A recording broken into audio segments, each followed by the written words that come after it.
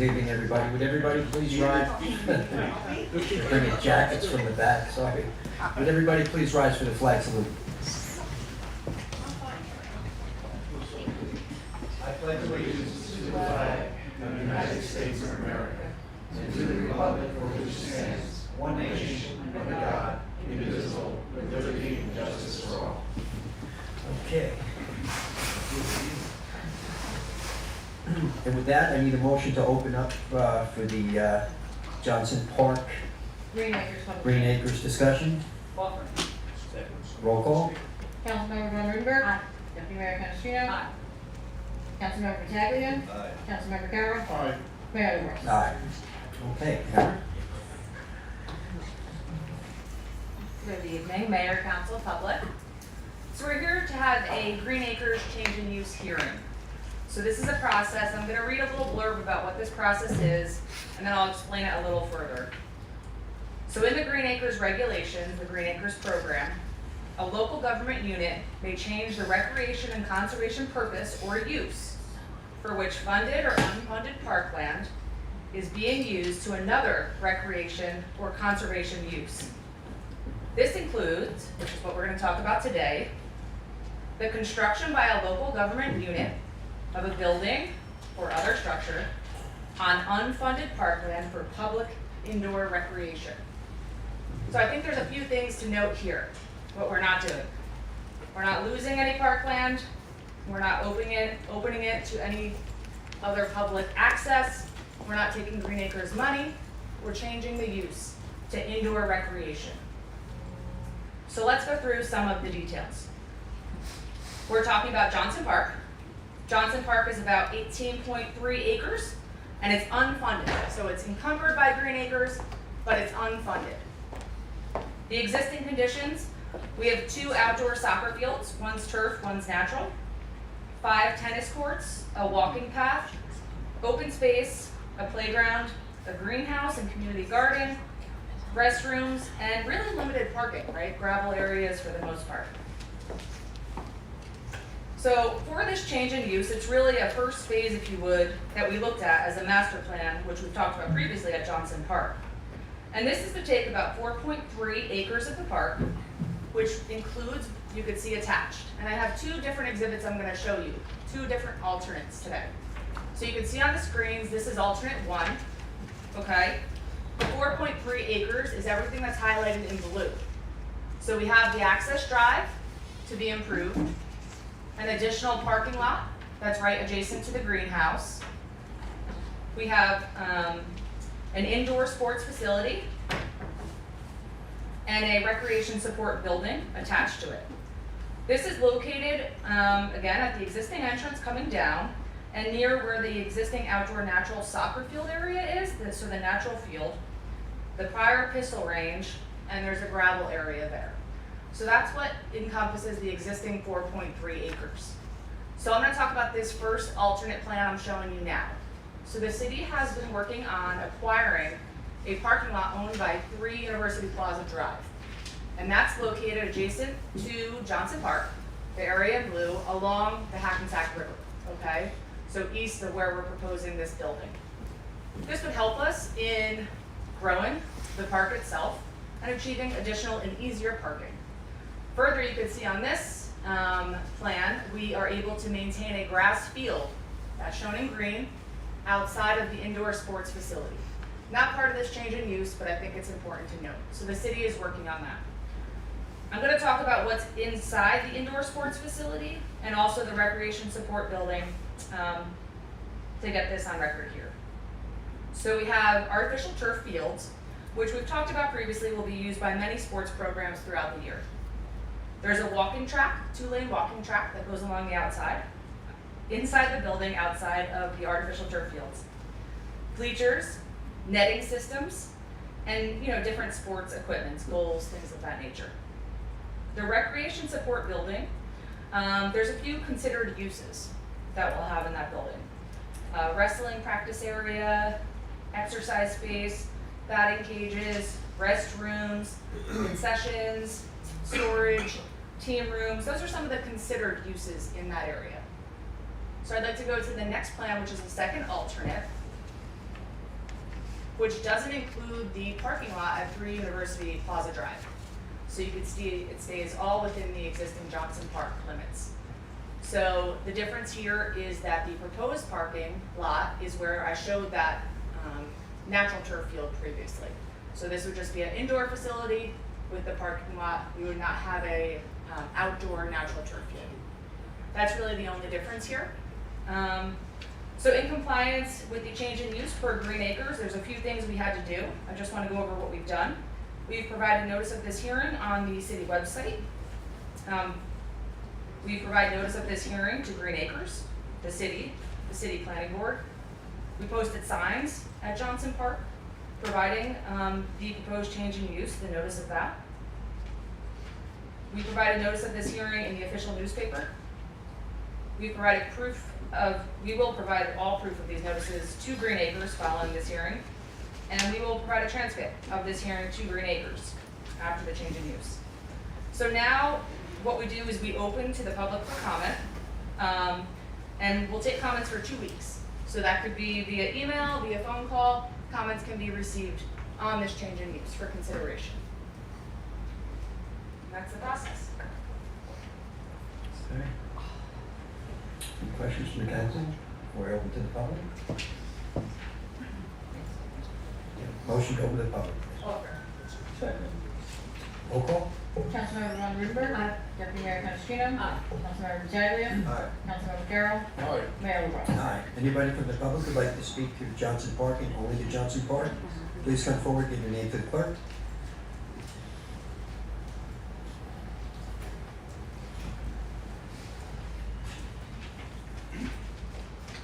Good evening. Evening, how are you? Hi, Mark McCart. We doing, Mark? Good. Prospect Avenue. Also the president of Hackensack Junior Soccer. As you know, we use Johnson Park a lot. We are looking forward to these changes. I'd just like to ask one question about, I know right now the policy is that the town groups have first dibs on permits. My Mhm. understanding is I believe that will continue with the indoor. Correct. Our kids, Hackensack kids, have first dibs for the building itself. With permits. The other comment I want to make is Plan 1 sounds awesome. It gives us better access to Mhm. University Ave instead of coming in where we do now, which is Right. really tough with River. And also gives us an additional outside turf field, natural field, which we do like outdoors as much Yeah. as we like indoors. So we're We're gonna looking try to forward make to it it. What was that, Leo? We're gonna try to be tough, the bill outside the dome. Yeah. Well, No maintenance. yeah, yeah, and I hear there might even be an additional field at Fashini, which will be multi-use. So, we're looking forward to the changes. We thank you guys for putting the time in to do this. And I would be remiss if I didn't give a great shout out to Recreation. They do a great job, and we really appreciate everything they do and everything you guys do. Thank you, Mark. Thank you. Appreciate it. So, thank you, Aaron. Anybody else from the public? Mr. Marcusani?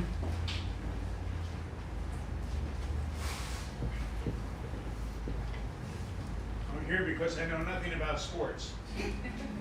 I'm just curious, obviously you get a net field with Exhibit A, with Plan A, right? You get a net new field, Correct. right? The only question I have is, I guess, the funding, the additional parking lot you're gonna have to acquire from 3 University. Mm-hmm. Structurally, am I correct in thinking that if there's an issue with money to purchase that additional land, that the positioning of the main structure, you could begin construction and then implement Plan B if required, rather than hold up everything until you see if you can acquire that additional parcel? Does that make sense at all, or is that? The acquisition of the lot had a little bit to do with the easement required for us to do certain things with that building. So it really fills two purposes, but I mean, the city, I think, would be looking to buy that lot no matter what, because it expands the parking for the facility, for the park itself, which is lacking, for sure. We have gravel parking, we have the Sears, that is actually Sears parking lot over Right, there, it's right. not ours, so Right. we need to make sure we have parking.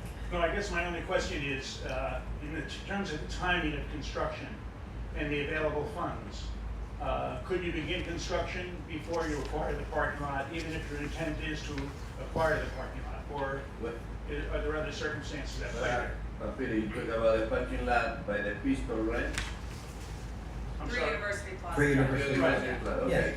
So, the moment that we're gonna acquire that parking lot, I think it's almost 90% done. Okay, the administration building is gonna get wider. Instead to be 47 feet, it's gonna be 60 feet, right, Aaron? Yeah, we're looking at phasing to allow construction to commence as soon as possible. So we're Answer your gonna take the question. first That's level. the question, that's the question, thank you, Aaron, yeah. And that Obviously, way it could take you theoretically 2 years to acquire that land, and yet you may wanna get the going started before that, Right. I hope. Sure, we are looking at doing that. Thanks, thanks, Aaron.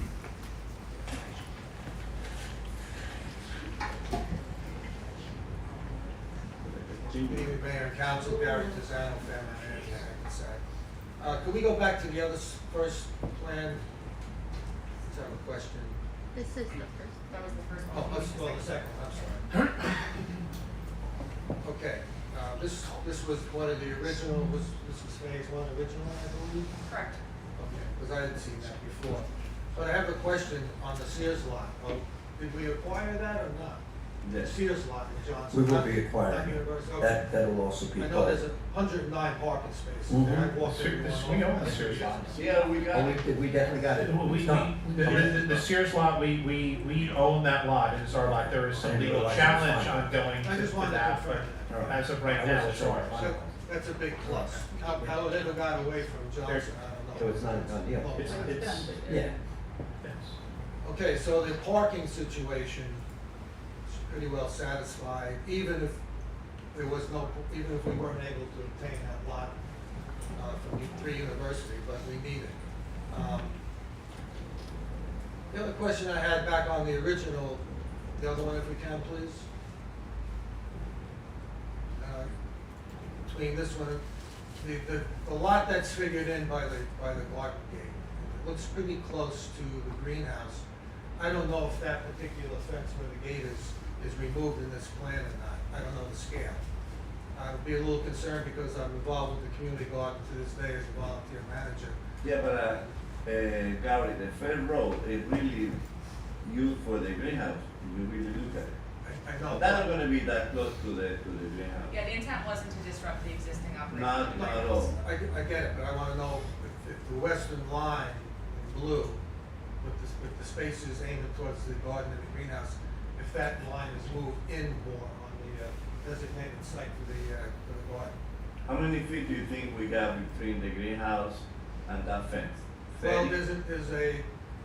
there's a road that goes in that DPW uses to get to the shed where they have the tractors and But what I have didn't you. wanna use that anymore.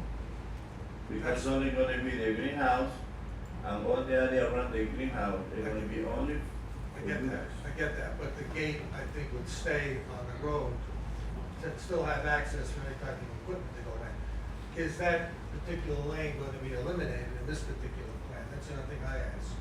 Because now it comes in further, probably 30 feet. So you're talking about the lane between the street and the greenhouse, not the parking It's- lot? If I can point You without. can- Yeah, I think I know what you're talking about. So to, Watch your head on this TV. I think I know. This is the old shed. Yep. Greenhouse right here, right? There's an access area that comes in from a double gate over here that brings us. Gotcha. DPW parts to get in. I don't know if this line is over that or not. I don't see the scale. That's just a question I have. Yeah, the intent is still to provide access, from that direction. So how that lands, we could work out that detail. All right. We'll make sure that there's access. I just wanted to compliment the council for going after the Sears lot. Should have been done a long time ago, all the way back when the Johnson family deeded that property to the city. Soon as Sears came in around 1930, that became a parking lot, that piece of property. Whatever deal went on, so be it, it's 100 years ago almost. So I'm glad that we're able to go after that and protect that piece for our park, because anything could go into that lot. 3 or 4 story parking garage, a fast food restaurant, you name it, and it would really impact the park itself, quality of life of that park and everybody that goes there. Everybody thinks that lot's part of the city anyway. they go in there, they clean their cars, they have their lunch or what have you. So it's Yeah, it's like a automatic, city, it's always been like a city Believe lot. it or not, even the people that bought that building, they don't know that American Avenue No, they is don't, there. they don't. There used to be a Sears sign, like neon years ago, like that, and we pulled in. But thank you, I took enough of your time, but thanks a lot, I approve of the plan, look forward to this facility. You didn't bring the slide up with what was inside, with the 2-lane track and everything, you should bring that up too, because that's important. Thank you. Thank you. Anybody else from the public? Okay, motion to close the public. Offer. Second. Roll call. Councilmember Von Rudenberg. Aye. Deputy Mayor Canestrino. Aye. Councilmember Pataglia. Aye. Councilmember Carroll. Aye. Mayor LaBrus. Aye. Okay, with that, we're gonna move on with, Now you need a motion to, Aaron, you were done? Yeah, you closed for. Well, we need to close now the whole hearing. Yes. Okay. need a motion to close the Yeah. discussion on the Green Acres Johnson Park. Offer. Second. Roll call. Councilmember Von Rudenberg. Aye. Deputy Mayor Canestrino. Aye. Councilmember Pataglia. Aye. Councilmember Carroll. Aye. Mayor LaBrus. Aye. Steve, did you wanna bring up something? Announce, For the closed session? yes. Okay. You wanna do that now? Yes, we'll do that now. So yes, we did have a closed executive session at the start of these proceedings. We discussed the ongoing CISA litigation, ongoing affordable housing litigation, the Cassidy litigation. I think that was it. Okay, thank you. All right, we're gonna move forward? Yes? Yep. Okay, Vinnie, it's all yours. Right, thank you, Mayor. First on the agenda is, tonight we're approving a shared service agreement for a health officer in Teaneck. This is only temporary. Teaneck has had an untimely resignation of their health officer, and they had contacted us to have our health officer fill in part-time for them. So this is an agreement regarding the compensation for our health officer to assist Teaneck, and it is only anticipated to be for 2 months, so until they find a new one. Next is the Bird electric scooters discussion. I don't know if we want to go into detail with that. It's in reference to possibly having availability of scooters on Main Street. And I know our discussions regarding this have not been, there's just too many concerns at the present moment, I think everybody's in agreement with that, correct? No real room for a lane that. There's no lane on Main Street, we're concerned about them On the sidewalk. going on the sidewalks, so we're gonna move on from that. Also on tonight is an introductory ordinance regarding Johnson Public Library and the parking lot lease renewal agreement. This is just a renewal of an existing ordinance regarding parking spaces that are within the property of the Johnson Public Library.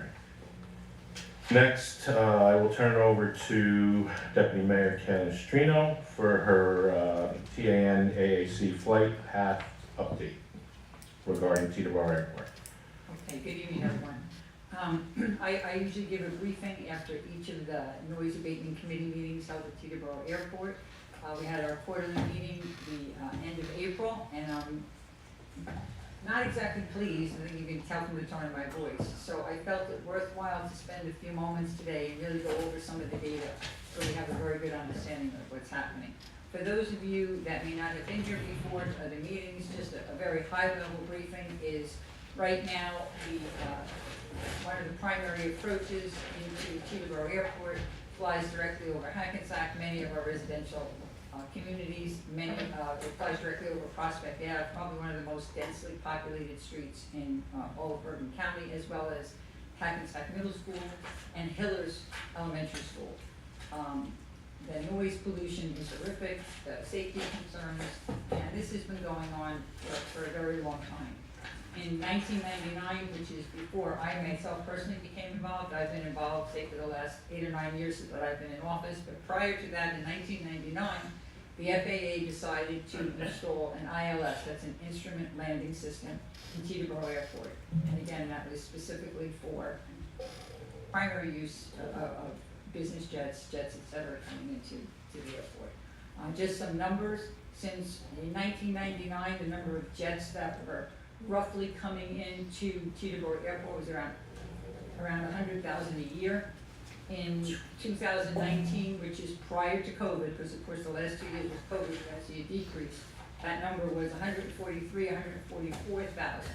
So you're looking at basically a 40% increase over those years of business jet usage, which many of us who live here are definitely bearing the brunt of that and continuing the fight as always.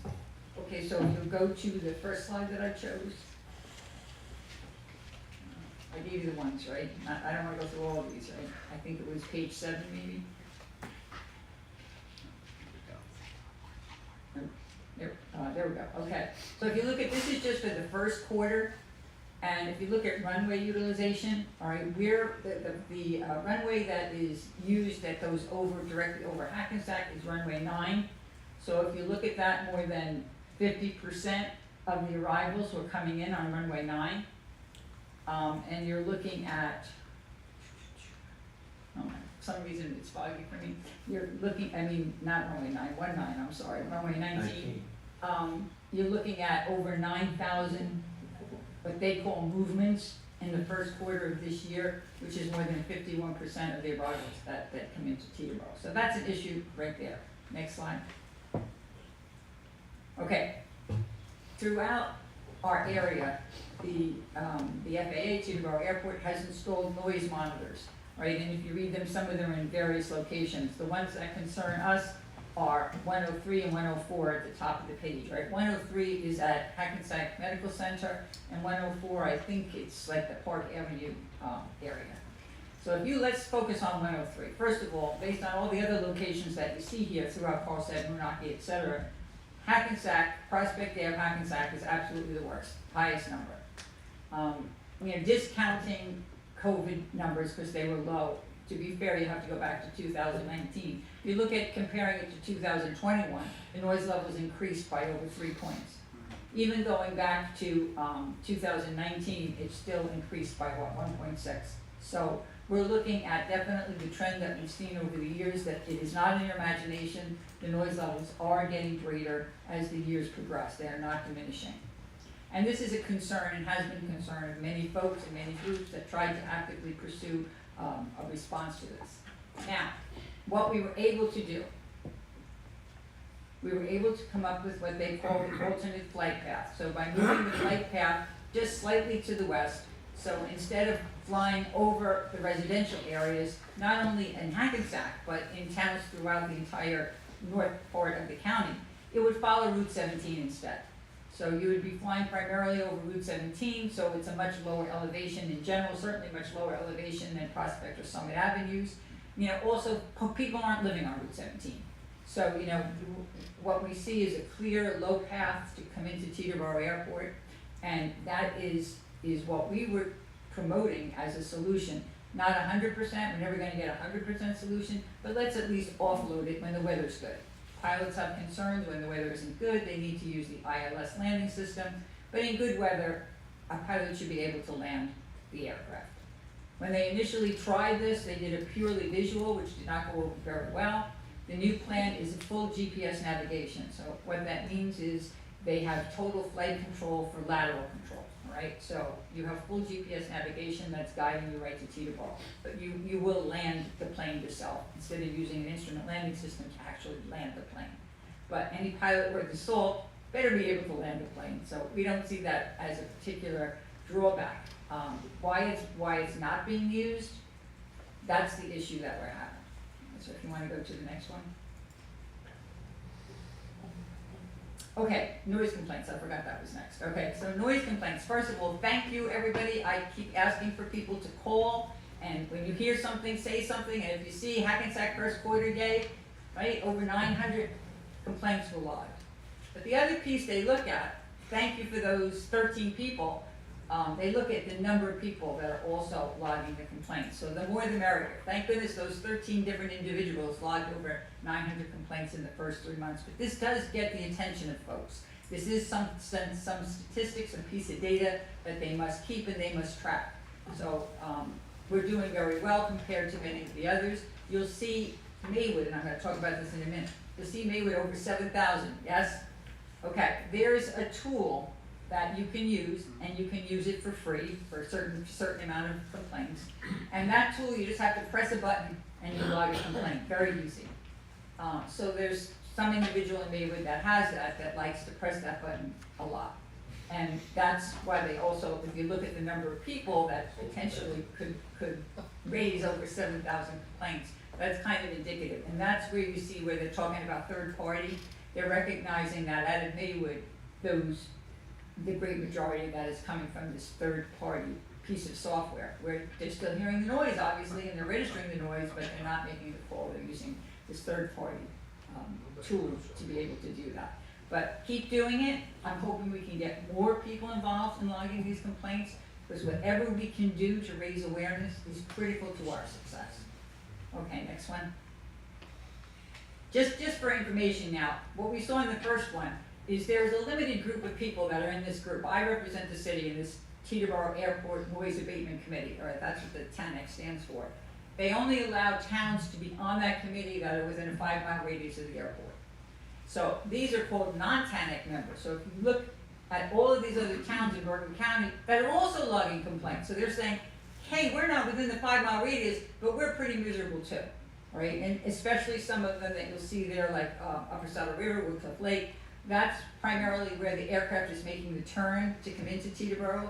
And I'm being honest, to me, their noise is nothing like our noise, but it's still very disturbing to the folks that live there, and thank goodness for them that they're able to log these. So as you can see, this is not just a Hackensack problem.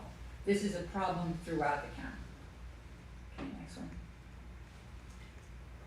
Okay, now here's the one when we got to this in the meeting where I just basically almost threw up my hands in disgust. All right, so here we're looking at, it's hard for me to see that one first, I'm gonna look at, I got it printed down. Okay, so the top of them is, this is showing the total number of arrivals coming in, that's the second column there. Then the third column is the number of arrivals that use this alternate flight path that we're promoting, right? And then they show you the percentage. So if you look at the top table, it shows you from third quarter to fourth quarter to first quarter. Let's just forget even the past. It's not getting better, obviously, it's getting worse. But if you look at the first quarter, they're saying of those 8,965 arrivals, only 79 of those people actually use the alternate flight path. Now, here's where it gets even worse, all right? If you look at the bottom, they're actually looking at nighttime arrivals. Now, nighttime arrivals are much less in number because you should only be flying after 11 p.m. if you really have some type of emergency condition. They really do not encourage aircraft travel at that time. So again, if you look at first quarter, you see 767 arrivals, and you see 76 of them use the alternate flight path. Not anywhere near what I would like, but at least it's like 10%. So when you look at the 76 compared to the 79, here's the real kicker. The 79 includes the 76, so that says during the day, in the whole first quarter of the 9,000 flights, only 3 people used it. Only 3. Okay, so very, very, very discouraging. And any of you who know me know that I was not a happy camper at this meeting. So, I usually don't like to ask questions when I don't know the answer, so I did know the answer, but I said to them, okay, even though it's not great, what are we doing differently at night that at least you've got 10%, why don't we do that in the day? Okay. When a pilot logs in at night, at least what they're doing when they turn on the aircraft and they log into it, on good visibility days, on their terminal they'll see the preferred flight path is alternate flight path, the one we're talking about. I'll call it over Route 17. It's over Route 17. Are they doing it in the day? No. So I said, can we at least try that, right? We see it's not great, but at least we're getting some result at night. Why can't we at least do that in the day? And their answer was, there's just too much going on in the day and we can't manage to do that. So I'm not very happy about it. And actually, we got to the point, and now here we're sitting here, we have the FAA, we have Teterboro Airport, we have Port Authority, and pretty much it came down to, well, Deputy Mayor, why don't you just do it yourself? So, I said, okay, you know I like a challenge. So to me, Hackensack has taken that challenge along with some of the other towns. right? So how are we gonna proceed? Number one, we need data, right? So to do a good job, to really be able to proactively go forward, we don't have enough information. Teterboro Airport is providing a minimal amount of information, kind of what you saw here tonight, but not the kind of data I think that we really need to understand what the real problem is. So, if you go to your next slide. Okay, the tool I was talking about where the native person logs over 7,000 a year, okay, a quarter rather. Here's the website, it's a tool called AirNoise, and the website is airnoise.io. You can sign up for free, and you can file up to 30 complaints a month for free. That's part of the free thing. If you want to file unlimited, I think it's something like $5 a month. It's not an expensive thing, but 30 a month, right? It's a mobile-friendly web application. It's not an app, so you can use it from your phone, but again, it's a web application, you trigger it. It's so simple. Once you log into it, you just have to click a button. You don't have to call on the phone and explain who you are. It's a click of a button. And the best part about it is, I guess we can't make this bigger, huh? It provides you your report. Okay, so I included a little sample report, a couple of snippets from it. I don't know if it does it monthly, I'm trying to remember, or weekly, but it provides me a report. And in that report, it gives you valuable information that we're not really getting out of the airport. And a couple of valuable pieces are, number one, what kind of aircraft is it? Okay, because we should try and understand, hey, when I'm logging these noise complaints, is it the same type of aircraft? Maybe they're more noisy. Okay, that's one metric to look at. The other thing it tells you is who's the owner of that aircraft. Now, for example, you see one of them, if you can read it, is NetJets. That's one of, one of the big users of flying into and out of Teterboro Airport. So who are the people, that are flying it? The other really useful information too, if you look at it, is the altitude. Because that should be something that clicks with you, right? I'm hearing this noise. What are these numbers looking like? Is it low? Are they really flying low? Because a lot of what I'm hearing is, no, it's their imagination, they're really not flying low. Well, you know what? When we have the data to support it, we can show that they are flying low. So even just as a user, even if you don't want to be part of a little committee that I'm asking that we can set up, that you can help me with this, it's valuable information even for you on a personal level to be able to do this. What I would like to do is establish a committee where we try and get our neighbors, our friends, people we talk to just do if not everybody, but if 20, 30, 50 people did the 30 a month, we'd have a lot of data, right? We'd have a lot of data. And then we can come together, have a couple of meetings, and we can start to see what we really perceive to be the problems. Is it low flying? Is it certain aircraft? Is it certain companies that are doing it? What's our real issues, right? I'm already working with some other mayors from some other towns, and I think we maybe, a couple of us mayors or deputy mayors, we have to get together and maybe visit one or two of these companies that are the biggest users. I'm not convinced at a corporate level that they even know what's going on, that they don't even understand what they're doing to the people in Bergen County. And hey, what better advertisement to say, hey, NetJets they care about the citizens, they care about people, and I'm sure if they help us, we'll all be happy to admit that. They're willing to go out there and they're willing to give that alternate flight path a try. I'll pretty much do whatever it takes to try and convince folks to at least give it a try and give us feedback. If there's something wrong with it or something you're unhappy with, tell us what it is. Number one, the FAA would never approve, would never publish this flight path if it wasn't 100% safe. So there's no way that this is not a safe approach into that airport, excuse me. Under bad conditions, we can understand the pilots wanting the choice of using the automatic land. We're not going to even broach that subject. Safety has to be the primary concern. But we have a lot of days, I think the majority of days in this part of the country, where we have pretty good weather. And if we could offload 30, 40, I'm hoping even 50% of the air traffic that's going over our homes every day, I think it would make a huge improvement in our quality of life. So, not all good news. but I think we have the start of a plan. Anyone that's listening, and I'm gonna get words out to some of our different boards in the city, anyone that's willing to at least try this, doesn't cost you anything, lodge some complaints. If you could send your reports when you get it into the city, either to the city manager's office or to me directly, my email's on the website, it's just my name, the letter K, Canestrino, @hackensack.org.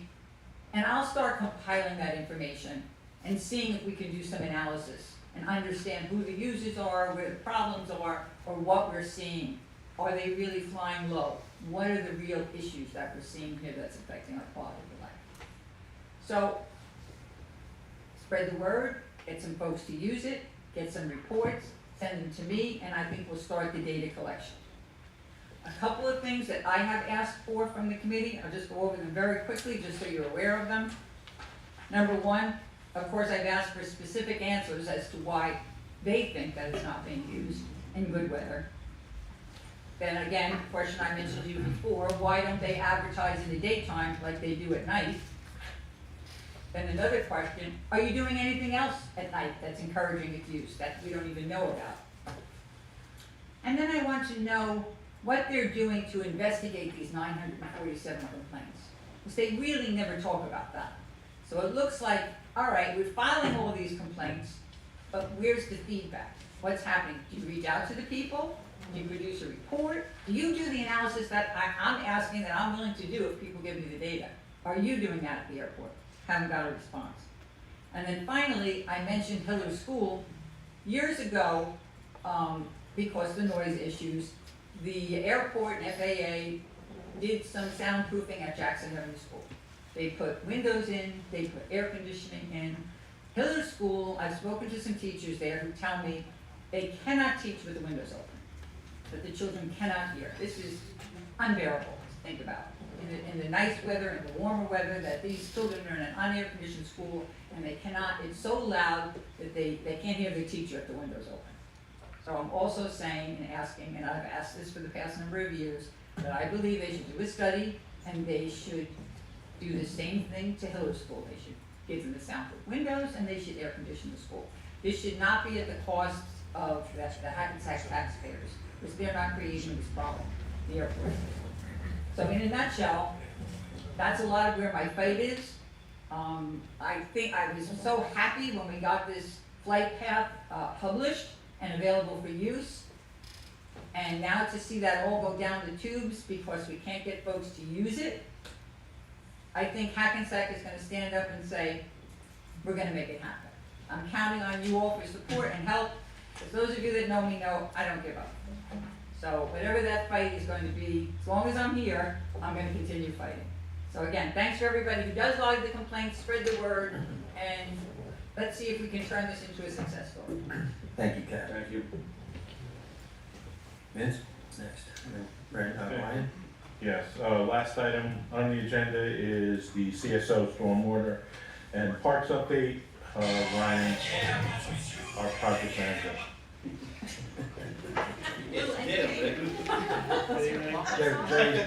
Jerry's letting loose. I put everybody to sleep, is that what you said?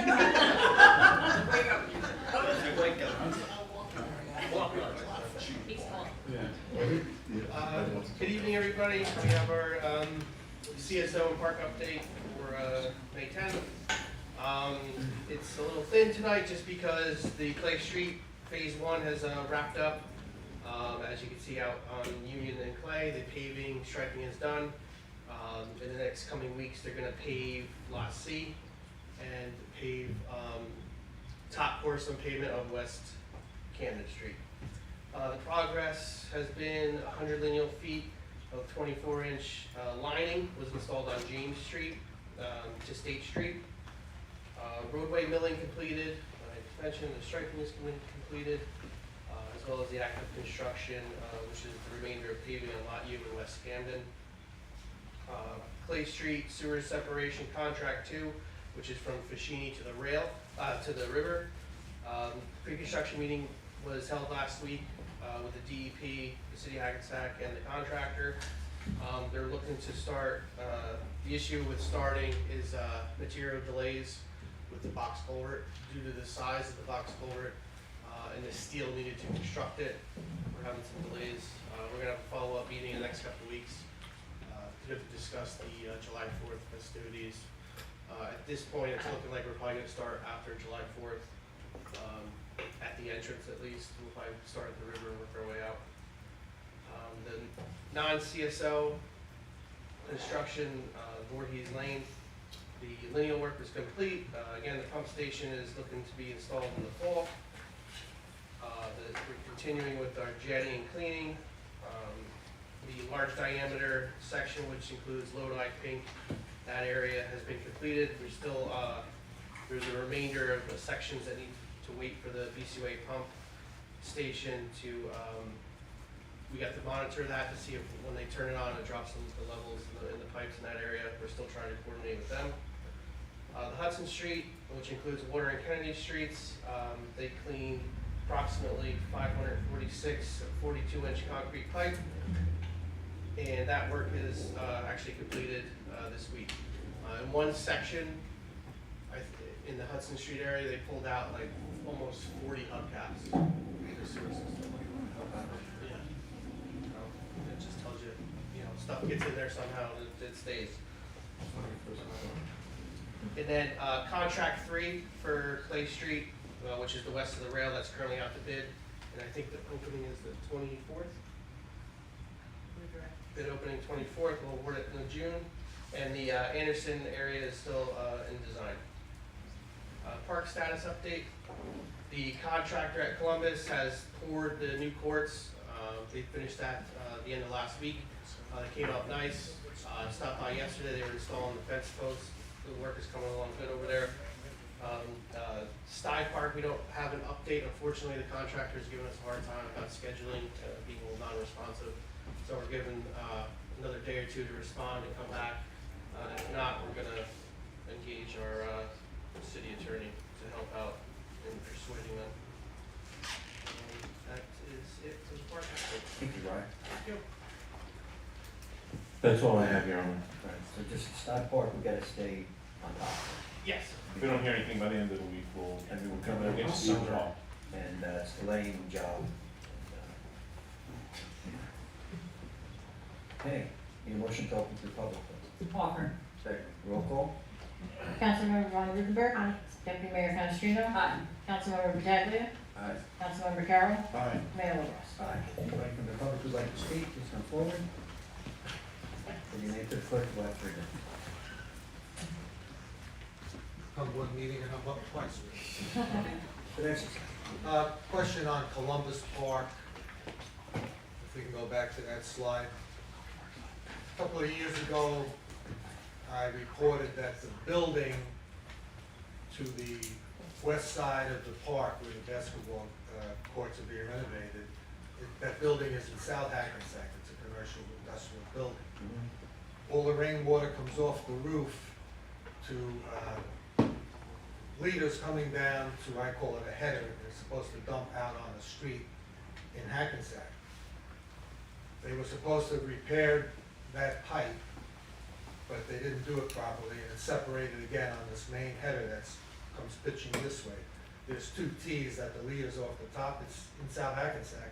The water has been dumping onto where the work is being performed right now, on the grass area. Jerry knows where we're talking. So they've got to do it right. Previously, city manager contacted South Hackensack to inform those property owners to repair that drainage pipe coming off the building. They just stuck it back together. They didn't glue it. All right, it's PVC, it's plastic pipe. So they have to be instructed to do it correctly. Otherwise, we're just gonna throw money away on that section and it floods all the time. So if you can make note of that, Mr. Caruso, appreciate it. To our benefit that Yeah. park stays as dry as possible. Thank you, Karen. Thank you. Appreciate it. Anyone else from the public? Seeing none, motion to close? Offer. Second. All in favor? Aye. None opposed. Okay, so we'll be back out. 15 minutes. We need a motion to close? We need a motion to close the executive Need a session. motion to close the executive session? Second. All in favor? Aye. None opposed? Motion to close the council as a whole. Oh, All in favor? aye. Okay. We'll be back out at 8 o'clock, folks.